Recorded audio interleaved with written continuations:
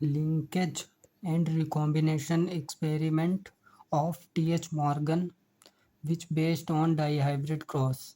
यानी लिंकेज और रिकॉम्बिनेशन का जो एक्सपेरिमेंट था जो मॉर्गन ने किया था, टी.एच. मॉर्गन ने, जो कि आधारित था डाईहाइब्रिड क्रॉस में। डाईहाइब्रिड क्रॉस का मतलब जब हम दो लक्षणों को साथ में देखते हैं और उन दो लक्षणों को साथ में देखते हुए क्रॉस कराते हैं तो जो क्रॉस होता है उसे बोला जाता है डाईहाइब्रिड क्रॉस।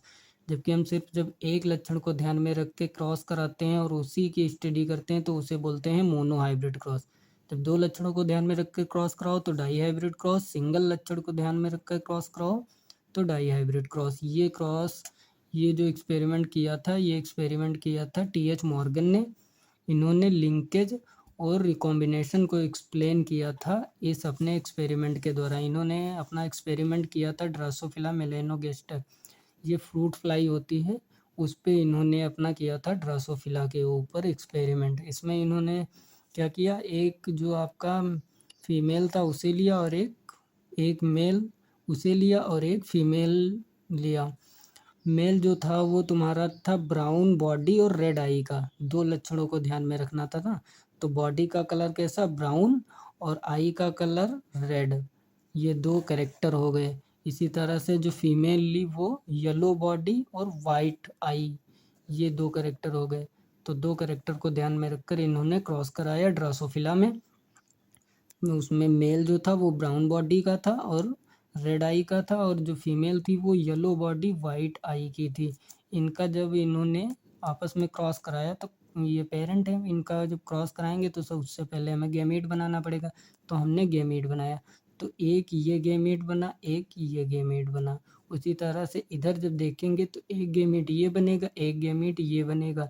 लेकिन यहाँ से ध्यान से देखिए कि ये दोनों एक ही तरह के हैं, small Y small Y small Y small W, small Y और स्मॉल डब्लू। तो ये दोनों एक ही तरह के हैं, तो इन्हें दो बार बनाने से कोई फ़ायदा नहीं। मतलब गेमीट तो एक ही टाइप का बनेगा ना, यहाँ डिफरेंट टाइप के बन सकते हैं, एक अलग प्रकार का है एक अलग प्रकार का है, लेकिन यहाँ सेम टाइप के हैं। तो यहाँ जब सेम टाइप के हैं तो वो सेम टाइप का ही गेमेट बनाएगा, इसीलिए हमने सिर्फ एक बार लिखा।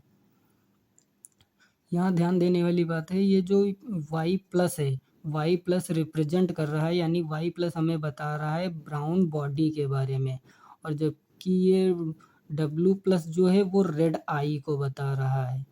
तो डब्लू प्लस रिप्रेजेंट कर रहा है रेड आई और वाई प्लस रिप्रेजेंट कर रहा है ब्राउन बॉडी। अब ये हमने गेमेट बना लिया। अब गेमेट जब हमने बना लिया तो इन गेमेट की हम कराएंगे क्रॉसिंग ओवर, मतलब अब इनको क्रॉस कराएंगे आपस में। गेमेट आपस में क्रॉस करेंगे तब नेक्स्ट जनरेशन बनेगी। तो ये गेमेट आपस में क्रॉस करेंगे, तो ये फीमेल का गेमीट मेल के गेमीट से क्रॉस किया, तो इस फीमेल गेमीट ने इस मेल गेमीट से जब क्रॉस किया तो हमें कुछ इस तरह से मिलेगा। ये Y W, small Y W एक आ जाएगा, स्मॉल वाई डब्लू, और इधर का एक आ जाएगा ये वाला इधर। ये दोनों आपस में जब फ्यूज़ करेंगे तो ये रिजल्ट बनेगा, ये वाला इधर ये वाला इस साइड। उसी तरह इसने जब इससे कॉम्बिनेशन किया, इससे जब क्रॉस कर हुआ इसका, तो ये कॉम्बिनेशन बना, तो ये बनेगा। एक गेमेट ये आ जाएगा, एक गेमेट ये आ जाएगा। तो F1 जनरेशन जो हमें मिली, पहली जनरेशन, वो हमें ये मिली। एक प्रोजनी ये बनी, दूसरी प्रोजनी ये बनी। ये पहली प्रोजनी जो बनी, प्रोजनी मतलब चाइल्ड, ये पहला जो चाइल्ड बना वो ब्राउन बॉडी और रेड आई का था। पहला जो चाइल्ड बना वो ब्राउन बॉडी रेड आई का था, और ये थी फीमेल, क्योंकि दोनों एक्स एक्स हैं, दोनों गेमीट जो हैं एक्स एक्स हैं, यानी दोनों क्रोमोसोम बोल सकते हो एक्स एक्स था, क्योंकि इधर पहले से एक्स था, इधर से भी एक्स आया, तो एक्स एक्स आया, तो एक्स एक्स फीमेल होता है। उसी तरह से इधर क्या हुआ, एक्स और वाई मिले तो ये मेल बनेगा, और कैरेक्टर कौन सा आएगा, ये आ जाएगा येलो बॉडी और वाइट कलर, आई का कलर आ जाएगा। यहाँ येलो बॉडी इसलिए है क्योंकि ये स्मॉल वाई है, अगर वाई प्लस होता तो ये ब्राउन हो जाता, ब्राउन बॉडी हो जाती। तो यहाँ ये होगा। अब इनके जब गेमेट बनाए जाएंगे, ये F1 जनरेशन है, इनका फिर से सेल्फ पॉलिनेशन कराया गया, आपस में इनको फिर से इनका क्रॉस कराया गया। तो इनका जब फिर से क्रॉस कराया गया तो इनके गेमीट फिर से बनाए जाएंगे। तो ये गेमीट कुछ इस तरह से बने। ये पहले वाले से गेमीट एक ये बना, फिर ये गेमीट ये बना। तो एक गेमीट ये बन सकता है, एक गेमीट ये बन सकता है। और यहाँ पे एक दूसरी कंडीशन ये भी हो सकती है कि हो सकता है इनके बीच क्रॉसिंग ओवर हो जाए। जब मियोसिस के टाइम, सेल डिवीजन के टाइम जो क्रॉसिंग ओवर होती है, क्लाज्मेटा बनता है, तो वहाँ पे क्रॉसिंग ओवर हो जाती है, यानी एक क्रोमोसोम का कुछ पार्ट दूसरे से एक्सचेंज हो जाता है। इसे ही क्रॉसिंग ओवर कहते हैं। जब एक क्रोमोसोम का कुछ पार्ट दूसरे से एक्सचेंज हो जाता है तो वो जो फिनोमिना होती है, वो जो प्रोसेस होती है, उसे कहते हैं क्रॉसिंग ओवर। तो यहाँ क्रॉसिंग ओवर हो गई, क्रॉसिंग ओवर हुई तो यहाँ का y प्लस, ये जो y प्लस था ये, और ये इधर का w, ये आपस में क्रॉसिंग ओवर करके एक नया गैमीट बनाया। वो इस तरह से इधर का y प्लस आ गया, इधर से w आ गया, ये एक नया गैमीट बना। उसी तरह से इनमें कौन क्रॉसिंग ओवर हुई तो W प्लस और Y आ जाएगा, तो Y W प्लस, एक ये बना। तो हमारे पास 4 गैमीट बने टोटल 4 गैमीट बनेंगे, जिसमें से 2 जो होंगे वो पेरेंट की तरह ही होंगे, यानी ये तो सेम पेरेंट की तरह ही हैं। और ये जो हो गए ये 2 अलग हो गए, क्योंकि ये रिकॉम्बिनेशन के द्वारा बने हैं। इनका क्रॉसिंग ओवर हुई है तो ये अपने पेरेंट से अलग हो गए। लेकिन यहाँ कुल मिला के बात ये है कि हमें 4 गैमीट मिले, और इधर जब हमने देखा तो यहाँ पे सिर्फ 2 ही हमें मिल सकते हैं। यहाँ जो थे वहाँ 2 ही गैमेट बन सकते हैं। ये पेरेंट था F1 जनरेशन, इनसे जब गैमेट बनाएगा तो एक गैमेट ये बनेगा, एक गैमेट ये बनेगा। यहाँ क्रॉसिंग ओवर नहीं होगी, क्योंकि इन्होंने जो टीएच मॉर्गन ने अपना एक्सपेरिमेंट किया था वो सिर्फ एक्स क्रोमोसोम पर किया था। तो एक्स क्रोमोसोम के लिए इन्होंने अपना एक्सपेरिमेंट किया था, वाई से इनको मतलब ही नहीं था। वाई पे जो करेक्टर था वो इनका प्रेजेंट ही नहीं था। ये जो करेक्टर देख रहे थे, जो गुण देख रहे थे, वो करेक्टर सिर्फ और सिर्फ एक्स क्रोमोसोम पर प्रेजेंट था, वाई पर प्रेजेंट ही नहीं था। तो जब वाई पे प्रेजेंट ही नहीं था तो वाई से कॉम्बिनेशन कैसे कर लेगा, क्रॉसिंग ओवर कैसे हो जाएगा? क्रॉसिंग ओवर तो तभी होगा जब इस पे भी कैरेक्टर प्रेजेंट हो। इस पर जब कैरेक्टर ही वो नहीं प्रेजेंट है तो रिकॉम्बिनेशन या क्रॉसिंग ओवर होगा ही नहीं। तो सिर्फ 2 टाइप के गैमेट बने। तो हमें टोटल कितने गैमेट मिल गए? 4 एक साइड से, 2 एक साइड से, टोटल 6 टाइप के हमें गैमेट मिल गए। अब यही गैमेट हम आगे देखेंगे कि आपस में फ्यूज करेंगे और नेक्स्ट जनरेशन आएगी। ये F1 जनरेशन है, वो F2 जनरेशन होगी। तो जो पीछे गैमीट बने हैं वही गैमीट यहाँ पे हैं आपके। यहाँ देख सकते हैं कि सेम गैमीट हैं। ये वाले जो हैं ये पेरेंट के समान हैं, ये रिकॉम्बिनेशन के द्वारा बने हैं। ये इधर दूसरी पेरेंट से जो आए हैं वो गैमीट है। अब इनकी जो क्रॉस कराया जाएगा, इनको आपस में क्रॉस कराया जाएगा। तो पहले का ये, इसका जब हमने इससे क्रॉस कराया तो हमें ये रिजल्ट मिला।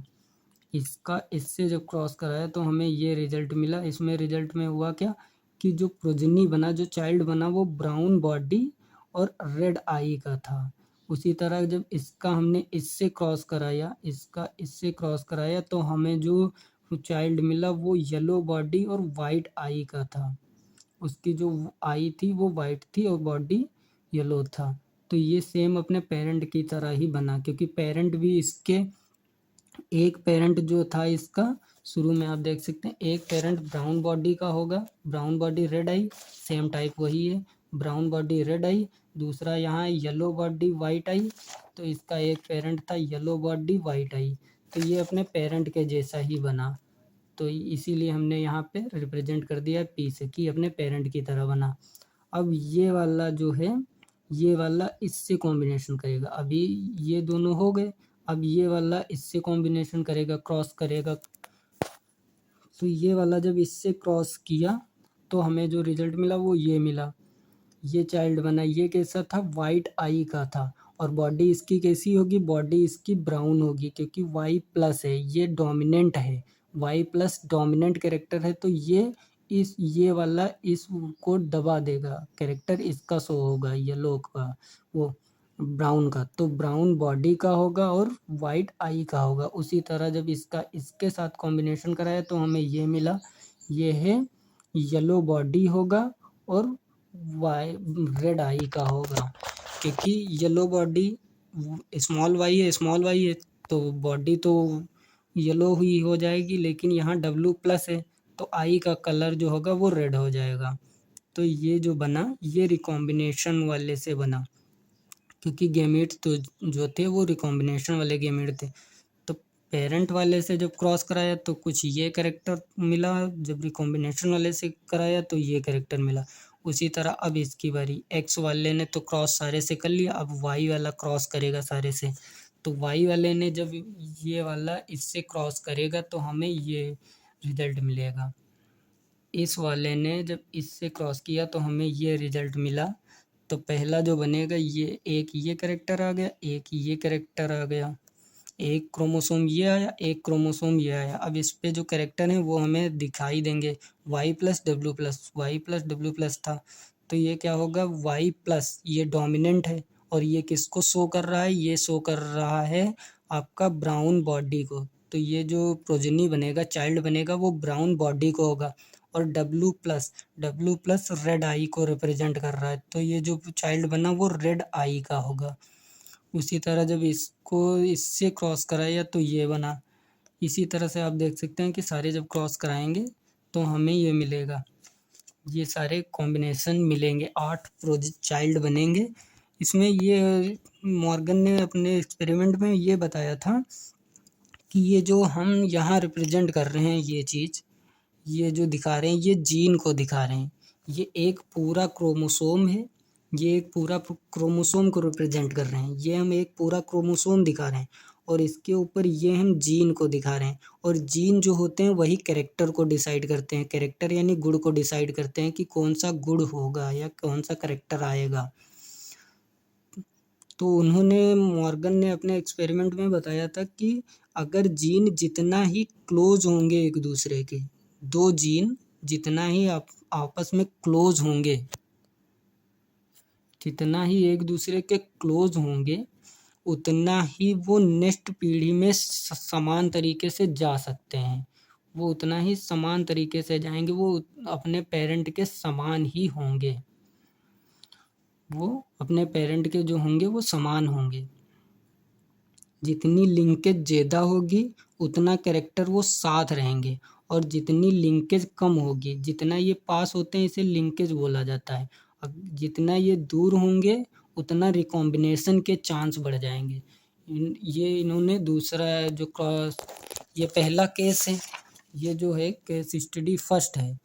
केस स्टडी फर्स्ट में इन्होंने लिंकेज को समझाया था, और इसी तरह से एक केस स्टडी दूसरी हुई थी, उसमें इन्होंने रिकॉम्बिनेशन को समझाया था।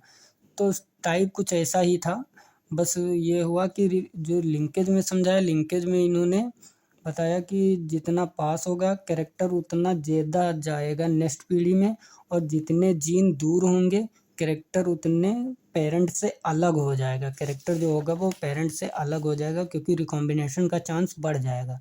अगर जीन पास होंगे तो रिकॉम्बिनेशन का चांस कम होगा, तो जो चाइल्ड बनेगा वो अपने पेरेंट के समान होगा। और जबकि जीन ये दूर होंगे, जितना दूर होंगे रिकॉम्बिनेशन का चांस उतना ज़्यादा होगा, जो चाइल्ड बनेगा वो अपने पेरेंट से उतना सिमिलर नहीं होगा, उतना समान नहीं होगा।